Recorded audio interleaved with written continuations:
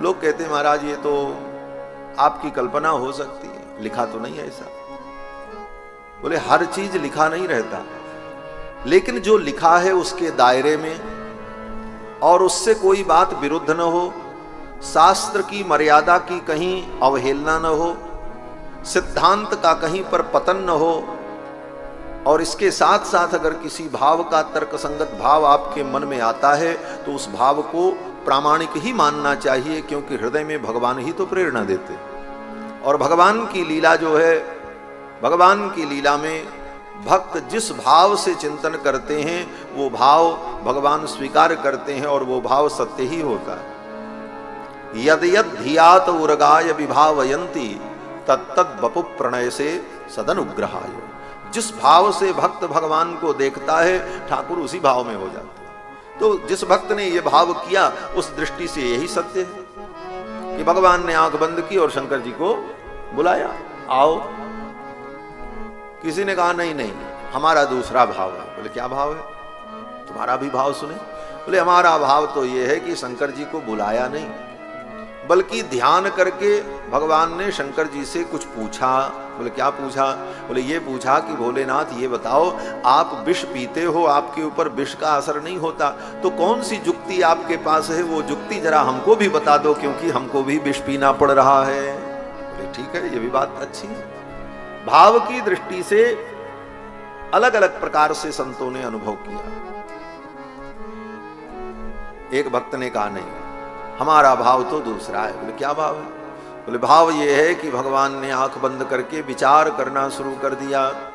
जब किसी गंभीर विषय पर व्यक्ति चिंतन करता है तो आंख बंद कर लेता है, विचार करता है। अपने ध्यान को विषय वस्तु पर केंद्रित करने के लिए वो अपनी आंखों को बंद कर लेता है। तो भगवान भी आंख बंद करके ध्यान करने लगे, विचार करने लगे। बोले क्या विचार करने लगे? बोले भगवान ने सोचा देखो पूतना आई है, ये दूध भी पिलाएगी और विष भी पिलाएगी। दूध पिलाना माँ का काम है और विष पिलाना शत्रु का काम है। ये माँ का भी काम कर रही है और शत्रु का भी काम कर रही है, तो मैं इसको कौन सी गति प्रदान करूं? इसको माता की गति प्रदान करूं कि शत्रु की गति प्रदान करूं? ये विचार करने के लिए भगवान ने अपनी आंखों को बंद कर लिया। विबुध्यताम बालकमारिकाग्रहम चराचरात्मा सनिमीलिते क्षणः। बात तो इतनी है कि भगवान ने आंख बंद कर ली, पूतना ने आकर के दूध पिलाना शुरू किया, भगवान ने उसके प्राण को खींच लिया, मर गई। बात तो इतनी सी है, लेकिन इतनी सी ही बात को इतनी बड़ी बात के रूप में हम अनुभव करें, इसका उद्देश्य क्या है? बोले उसका उद्देश्य यही है कि जितनी देर तक उस विषय पर हम मंथन और चिंतन करेंगे उतनी देर तक हमारा मन चित्त गोविंद में लगा रहेगा।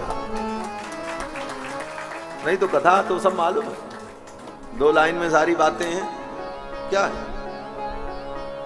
लेकिन इन सब सारी बातों को प्रकारांतर से अनेक प्रकार से जब हम सुनते हैं, विचार करते हैं, तो उतनी देर तक हमें आनंद की अनुभूति होती है और हमारा मन चित्त बुद्धि भगवान में लगी। और यही सब उद्देश्य है। जेन केन प्रकारेण मनः कृष्णे निवेशयेत्। जिस किसी भी प्रकार से हमारा मन भगवान में लगे और भगवान का स्मरण होता रहे। ऐसे कोई आपको कहे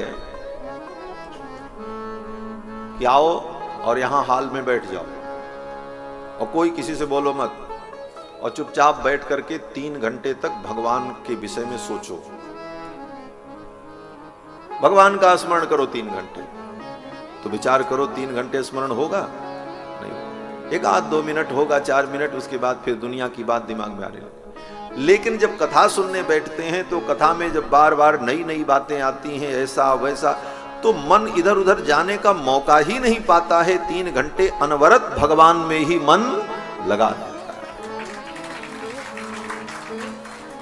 इसीलिए मन को भगवान में लगाने के लिए ये विधा है, ये विधि है, ये विधान है।